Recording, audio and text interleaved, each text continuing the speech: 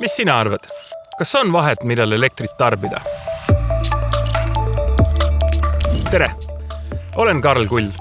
Olen õppinud keemiat ja elektroenergeetikat ning olen täna Tallinna Tehnikaülikooli doktorant. Meie ühiskonnas on veel jätkuvalt juurdunud intuitiivne käitumine, kus valdavalt arvatakse, et pesumasinaid, kuivateid ja teisi kodumasinaid tasub lülitada sisse pärast õhtusööki või nädalavahetuseti. Lähtudes juurdunud müüdist, et elekter on kõige odavam just nendel perioodidel. Väide ei ole aga alati tõene. See sõltub ikkagi sellest, millised on teie elektripaketi tingimused. Fikseeritud hinnaga energialepingud tõesti võtavad teatud kellaaegadel, tavaliselt öösel, elektri kasutamise eest vähem tasu.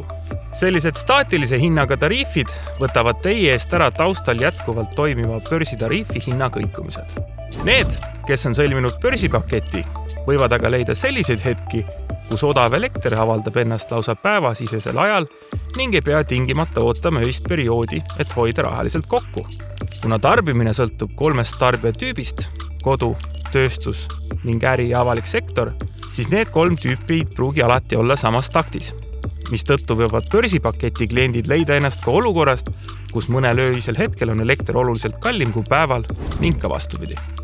Tänase universaalteenuse saabumisega on leevendatud Eestis nende inimeste olukorda, kes soovivad mingiks ajaks börsipulli seljast maha tulla ning olla mõistliku hinnaga stabiilsel paketil.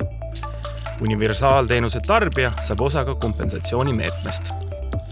Kui võrrelda börsihindade käitumist universaalteenuse kehtima algamise perioodiga, siis statistiliselt on 75% ajast universaalteenuse hind koos toetusega olnud börsihindadest ikkagi odavam. Elektri hinnatüüp on mitmeid ning valikuid peab tegema nii oma tarbimise kui elektri hinna osas. Just läbimõeldud tarbimine aitab kaasa nii keskkonnale kui ka rahakotile.